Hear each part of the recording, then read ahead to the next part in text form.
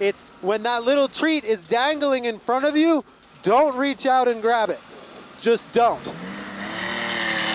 The term safari gets thrown around a lot these days, especially in the Porsche community. In the world of the East African Safari Rally, there are no names more successful or well-known than Tuthill. Tuthill Porsche has been racing for many, many years, often fielding over a dozen cars at the Safari Classic. Well, I'm Jared Della Valle. So this is a 1972 Tuthill Porsche 911.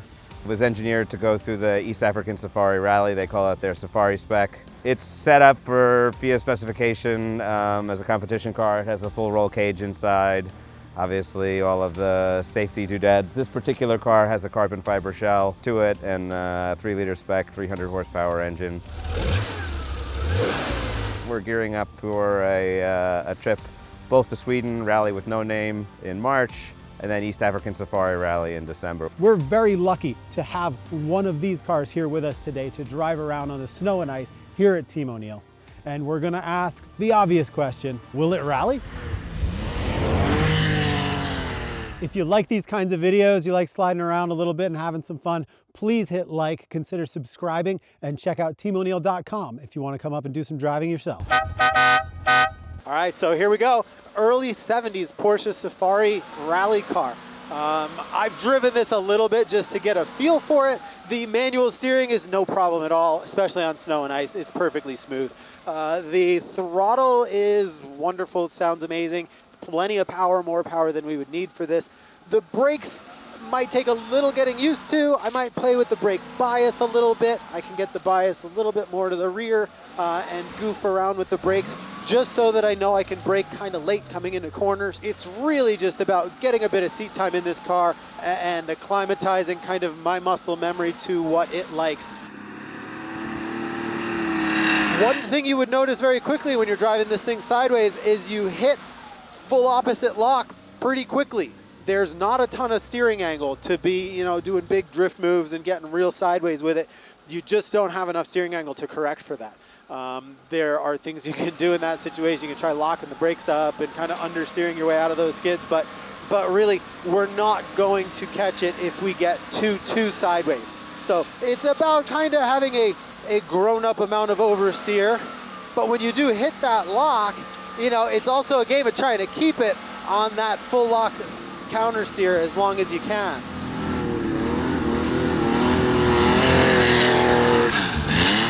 The balance of this thing is shockingly good for a rear-engined Porsche 911 on snow and ice. I've driven a handful of them, and I'll be honest, I don't like them. This is fine. It's got the big spare tires in the front, and they've got the big oil coolers in the front, and they've done a lot of work to make this a really well-balanced car. And this is a really well-balanced car. A normal 911 on snow and ice is not nearly this predictable.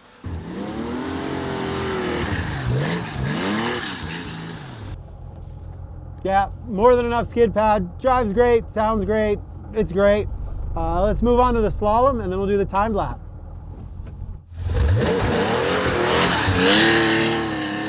So down the hill, vintage Porsche rally car, coming in on the brakes, rotates on the brakes really very nicely, predictably. The one thing I will say, that oversteer in this car is not linear.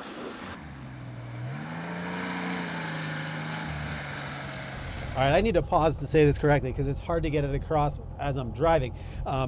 As you're driving around and you're sliding, because it oversteers easily. You can oversteer on the brakes, you can oversteer on the throttle, you can do whatever you want. To a certain degree, everything is very fine and very controllable, but there is a point when you're more than 20 degrees sideways where the weight of the back end does really start to swing out, and it happens pretty quickly. That combined with the lack of steering angle to recover for that makes it a little bit treacherous feeling. It doesn't feel like there's a linear amount of oversteer. It's like, oh, there's some oversteer, lots of oversteer. And that happens quickly and at the end of the arc, kind of. So knowing that is really crucial. It's easy enough to back off the throttle and wait, and you're at full lock counter steer, but you're not losing a little bit of time, you're losing a lot of time in those situations. So it really sounds reductive to say don't slide so much, you'll be faster. But in this case, definitely it's very true. That's not necessarily my driving style. I like to be sideways. So, you know, flirting with that outer limit, but still trying to be fast is my challenge for the day. This one, lift and turn, counter steer, wait, accelerate, lift and turn, counter steer, accelerate, lift and turn, counter steer, wait, accelerate. Learning has occurred, learning has occurred. We're gonna get crazy into here, right foot braking, match the rev to third, eyes up, counter steer, then gas. Lift and turn, little brake, counter steer, then gas. Lift and turn, little bit of brake, counter steer, then gas. Yeah, lift and turn. That's the way to do it.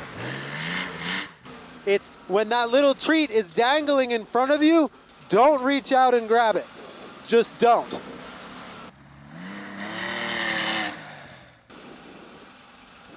I'm pretty happy. I'm very happy.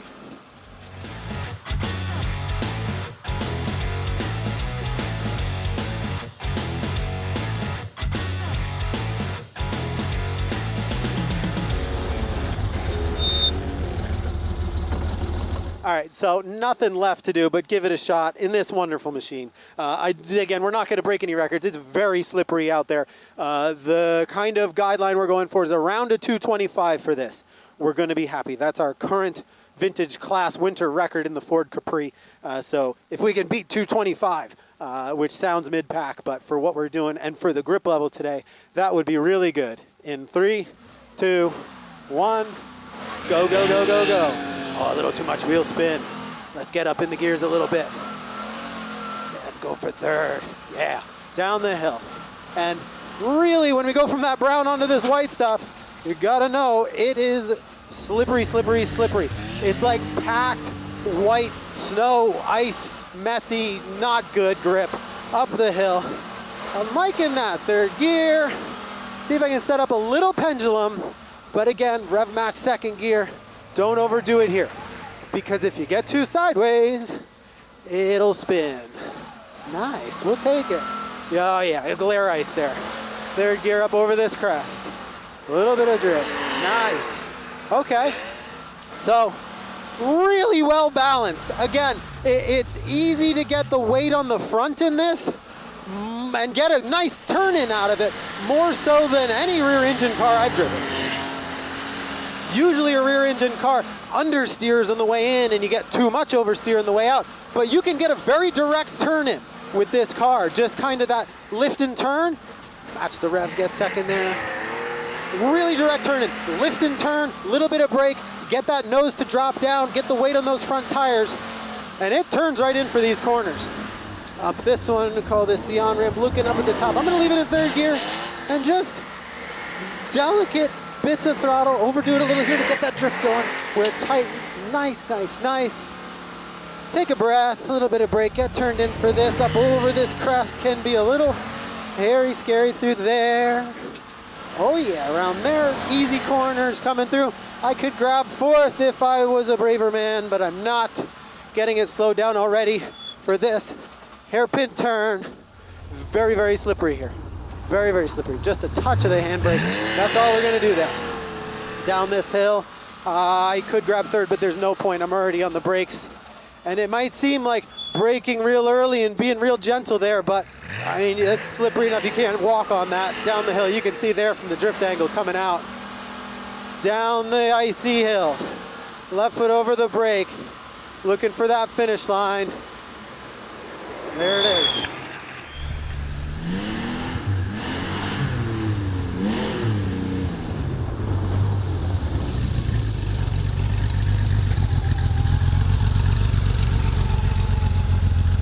All right, so the wonderful Tuthill Safari Porsche just did the lap in 2:20.67. which makes it the fastest two-wheel drive car around here in the wintertime. Took about 5 seconds off the other sort of vintage class two-wheel drive, the Ford Capri, very cool car, and it was significantly faster than most of the other two-wheel drive vehicles. I would love to have more seat time in this car.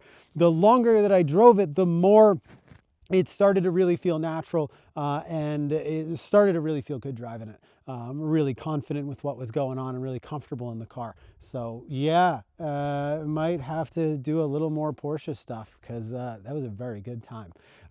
And again, this is the best balanced rear engine Porsche that I've driven on the snow and ice, and I've driven a few. So really good, and kudos to the Tuthill Porsche team for not only making a gorgeous vehicle, but it handles properly on the snow and ice, which means it'll handle properly just about anywhere.